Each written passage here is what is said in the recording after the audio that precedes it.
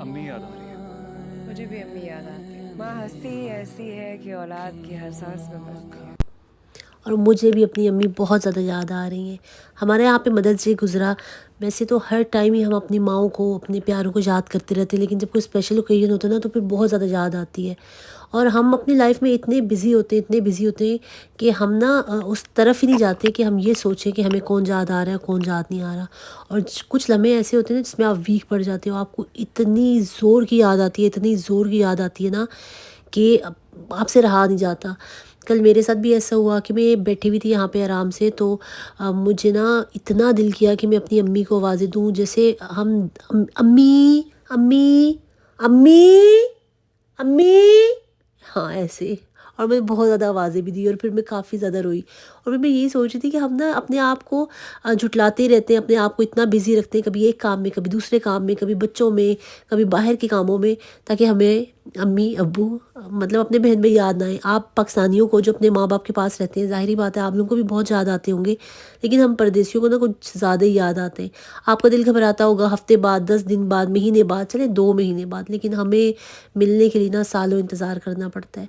और कभी कभी तो इतना दिल करता है ना, इतना दिल करता है, मुझे दिल करता है मेरी अम्मी की गोद हो और उसमें मैं सर रख के लेटूँ और मतलब बेफिक्र यूँ बैठी हुई अम्मी के साथ बातें कर रही हूँ। बहुत ज़्यादा मेरी अम्मी बहुत अच्छी हैं। अब्बू का तो ज़िक्र आपने मेरे हर व्लॉग में आप मुझसे सुनते हैं, लेकिन अम्मी का मैंने कभी इतना जिक्र नहीं किया। अल्लाह पाक मेरी अम्मी को सलामत रखे। मेरी अम्मी बहुत अच्छी हैं, बहुत ज़्यादा अच्छी हैं। सभी अम्मियाँ बहुत अच्छी होती हैं, हर किसी को अपनी अपनी अम्मी बहुत अच्छी लगती है और मुझे अपनी अम्मी बहुत अच्छी लगती है। और मेरी अम्मी है भी बहुत अच्छी है। मेरी अम्मी सबसे अच्छी अम्मी है। अम्मी आप ये व्लॉग सुन रही होंगी, बल्कि मैं आपको स्पेशल बताऊंगी कि अम्मी ये व्लॉग देखना, ये मैं अपनी अम्मी को डेडिकेट कर रही हूँ। अल्लाह पाक मेरी अम्मी को लंबी सेहत दे, ज़िंदगी दे, उनको बहुत सारी खुशियाँ देखना नसीब करे। अल्लाह पाक मेरी अम्मी के लिए बहुत सारी दुआ कीजिएगा और मेरे अब्बू की मग़फ़िरत के लिए भी बहुत दुआ कीजिएगा।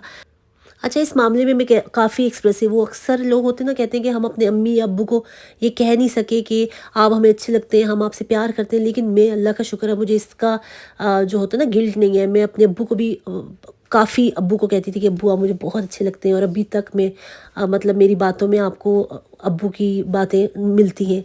और अम्मी से भी मैं बहुत ज़्यादा प्यार करती हूँ। और जो है ना, अब अम्मी, मैं आपको अपनी अम्मी की एक बात बताऊँ, अम्मी ने आज तक, मतलब मुझे 11 साल होने वाले हैं, अम्मी ने कभी नहीं कहा कि आ जाओ पाकिस्तान। मतलब जब उनको पता चलता है कि मैं पाकिस्तान आ रही हूँ तो बहुत खुश होती है।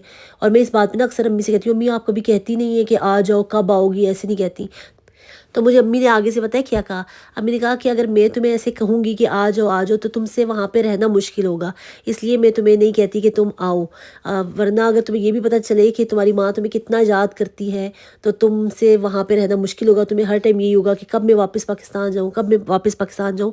तो मैं तुम्हारे लिए तुम्हें नहीं कहती। तो मुझे अपनी अम्मी की ये बात बहुत अच्छी लगी।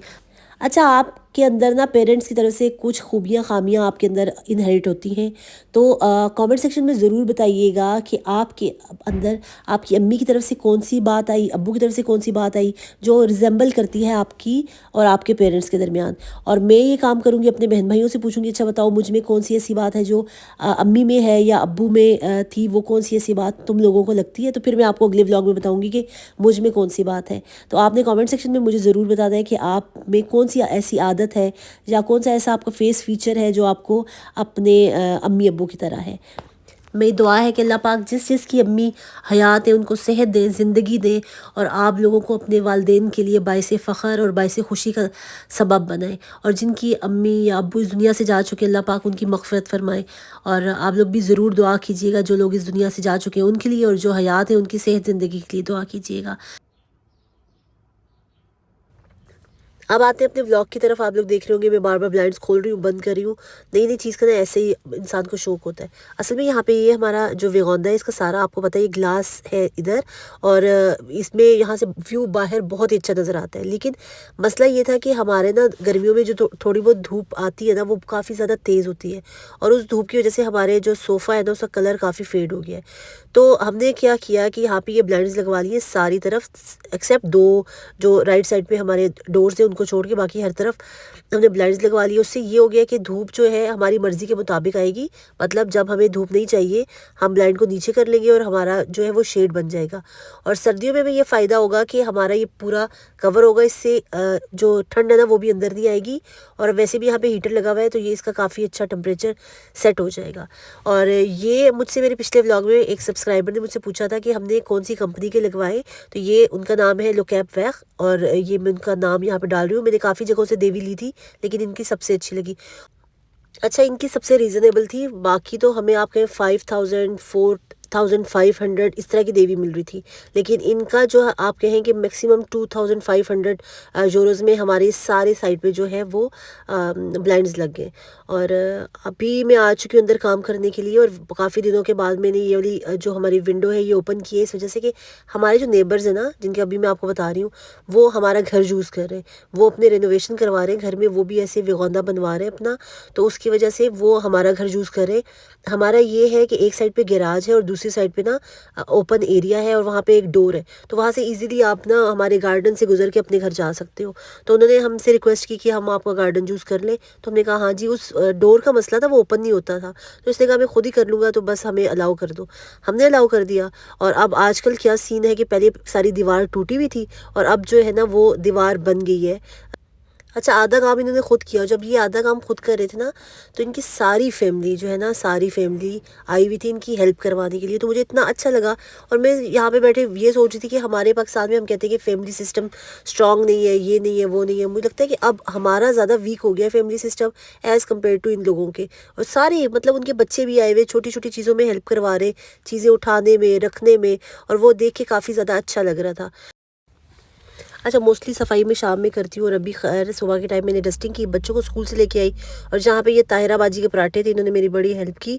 और ये ओनी की फरमाइश थी कि आज हमने ये खाने, तो मैंने साथ इनको एग्स बना दिए। कभी कभी मेरा दिल होता है कि ये ना बाकायदा पराठे और अंडे के साथ, मतलब एग के साथ नाश्ता करें, ताकि इनको ये भी हो, वरना सीरियल्स और ऐसी जल्दी झटपट वाला नाश्ता करके जाते हैं। तो वीक में एक दफ़ा इनको मैं पराठा अपने हाथ का बना हुआ, अभी तो खैर ताहिरा बाजी के, अपने हाथ का बना हुआ पराठा और एग देने की कोशिश करती हूँ। और मोस्टली ये दिन होता है हमारा ट्यूसडे, इसलिए कि मेरे हस्बैंड भी घर पे होते हैं, वो लेट उठते हैं, तो फिर मैं बनाती हूँ तो सबके लिए एक ही हो जाता है। अंडा ख़राब हो जाए तो मुझे बहुत बुरा लगता है, जैसे कि लास्ट वाला हुआ। और मैं बाहर गई तो ये मेरे आ गए थे जी, मेरी, आप इनको क्या बोलते हैं, वोट बोलते हैं, ये मेरी वोट आ गई थी। हमारे यहाँ पे यूरोपियन पार्लियामेंट के इलेक्शन हो रहे, मुझे बड़ा अच्छा फील हो रहा था, ज़रा फ्रेंच फील हो रहा था, इसलिए कि जब से नेशनलिटी मिली है तो पहला कोई काम है जो मुझे लगेगा कि एज अ फ्रेंच मैं करने वाली हूँ, तो वो ये था डालना, वोट डालना। तो ये हमारे यहाँ पे इलेक्शन है यूरोपियन पार्लियामेंट के, मुझे नहीं पता मुझे किसको वोट देनी है, लेकिन ये आए तो मुझे इनकी खुशी काफ़ी हुई कि अब मैं वोट डालूंगी। अच्छा, ये मेरे मदर्स डे के गिफ्ट हैं, ये मुझे हरमैन ने दिया है, ये इनकी स्कूल में जो बना है ना वो। और ये है हरमैन का बहुत ही प्यारा सा, इसने कार्ड बनाया है अपनी मामा के लिए। और मज़े की बात, इसको ना वो उर्दू में ट्रांसलेट करके भी बता रही थी। और साथ ही ये की चेन जो कि मुझे बहुत ज़्यादा अच्छी लगी, मामा, और ये बहुत प्यारी है। और ये मेरे ओनी ने दिया है मुझे मदर्स डे पे, इस पे जो तम लिखा हुआ है, आई लव यू मामा, ये ओनी ने कार्ड बनाया है। और इसके अंदर ये एक पोएम है, और उसने प्यारी सी अपनी खूबसूरत सी मामा बनाई है, और कपड़े भी बहुत प्यारे बनाए हैं, और शक्ल तो बहुत ही प्यारी बनाई है। और ये ओनी ने अपनी मामा को दिया है। ज़ईम ने इस दफ़ा कुछ भी नहीं दिया, इसलिए कि इनको बनवाते ही नहीं है। और जो होते हैं ना बाबा की तरफ से गिफ्ट जो मिलते हैं मदर्स डे पे, वो मुझे इस दफ़ा नहीं मिले, लेकिन हरमैन ने मुझसे प्रॉमिस किया है ना, किया है ना प्रॉमिस। हरमैन ने मुझे, हाँ, हरमैन ने मुझे प्रॉमिस किया है कि वो ना कुछ दिनों तक मुझे एक अच्छा सा गिफ्ट लेके देगी, ये तीनों बच्चे। हाँ, ये कोशिश करेगी कि आप, अब जो बाबा है ना वो जी बोल दे एप्पल वॉच के लिए। और अब देखिए मुझे मिलती है कि नहीं मिलती, लेकिन कोशिश जारी है। अब देखिए हमारी कोशिश कहाँ तक कामयाब होती है। ये हरमैन ने मुझे ना किया है, और मैं भी इस पे पक्की हो गई हूँ। अब देखिए मुझे एप्पल वॉच कब मिलती है। आप लोग भी दुआ कीजिएगा कि जल्दी से मुझे एप्पल वॉच मिल जाए। मेरा हिसाब भी ना बच्चों वाला ही है, मतलब मुझसे मजाक में भी कोई बात की जाए ना, मैं उस पर पक्की हो जाती हूँ। खैर ये तो मजाक की बात थी। अब हम यहाँ पे इंटर स्पोर्ट्स आ चुके हैं। अब खमीदी मतलब आफ्टरनून को मैं बच्चों को स्कूल छोड़ा। ज़ईम ने आज नहीं जाना था तो उसको लेके हम लोग इंटर स्पोर्ट्स आ गए, इसलिए कि इसके लिए शूज़ लेने थे। और जहाँ पे काफ़ी ज़्यादा चेंज आ चुका है। इंटर स्पोर्ट्स पहले हमारा छोटा था, अभी इन्होंने काफ़ी ज़्यादा बड़ा कर दिया और पता ही नहीं चल रहा कि ज़ईम का सेक्शन हमें कहाँ पे मिलेगा। खैर काफ़ी हमने घूमा और उसके बाद जाके ये शूज़ अच्छे लगे। ज़ेम कोई ख़ास उसको अच्छे नहीं लग रहे थे, लेकिन मुझे अच्छे लग रहे थे। फिर ज़ेम ने कहा एक मामा अपनी पसंद का लाए और एक बाबा लेके आए। तो यहाँ पे देखने के बाद बाबा जो अपनी पसंद का लाए वो वाला लाए जो ज़ेम के पास ऑलरेडी था। तो ज़ेम ने ये देखा और फिर मैंने कहा नहीं ये तो ज़ेम के पास है, मतलब ऐसा वो पहन चुका है। तो फिर ये भी हमारा नहीं सेलेक्ट हुआ और मुझे अभी भी ये अच्छा लग रहा है, वीडियो बनाते हुए भी ये अच्छा लग रहा है और अभी वॉइस ओवर करते हुए भी ये अच्छा लग रहा है। आप लोग कमेंट सेक्शन में बताइएगा आपको कैसा लग रहा है। इसमें और भी कलर्स थे लेकिन वो शायद रेड में था, लेकिन ये ऑरेंज में मुझे अच्छा लग रहा था। खैर यहाँ से फिर हमारा शूज़ कोई सेलेक्ट नहीं हो सका। हमने इनके लिए कुछ शॉर्ट्स और शर्ट्स ली और उसके बाद हमारे करीब ही ना ऊषा है, तो हम ऊषा चले गए और वहाँ पे पता है क्या मिला मुझे? स्टिच। मैंने आपको बताया था हरमेन आजकल स्टिच की दीवानी हुई हुई है, तो स्टिच कलेक्शन में से हमें ये एक ड्रेस मिला हरमेन के लिए। मैंने देखते साथ एकदम ले लिया कि हरमेन इसको देख के बहुत ज़्यादा खुश होगी। अब हम जा रहे हैं जी घर और बारिश अभी भी नहीं रुकी। रास्ते में हम रुक गए थे मीट लेने के लिए। अच्छा अक्सर मेरी सिस्टर्स मुझसे पूछती हैं कि हमें यहाँ से हलाल मीट मिलता है कि नहीं मिलता।